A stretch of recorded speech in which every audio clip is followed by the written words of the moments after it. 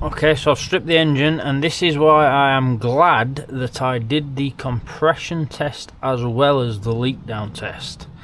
So hopefully I've got it on video, but I did say I suspected that potentially the leak down test didn't put out enough pressure to show that the head gasket was leaking. Now I was until I'd done that, I was so confident that the fault was actually the water pump that I ordered another water pump.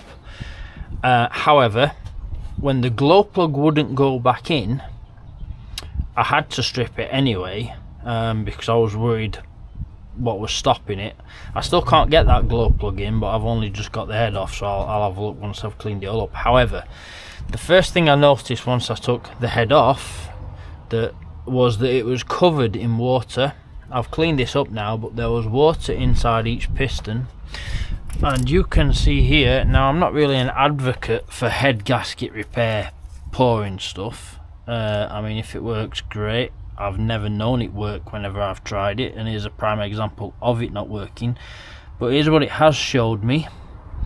The leak was obviously so bad around here that it has set the head gasket repair on the outside, but obviously hasn't actually repaired it. So now there's a lot of shit all around the edge.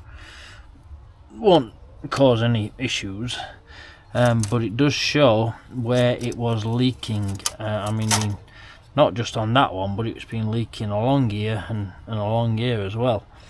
So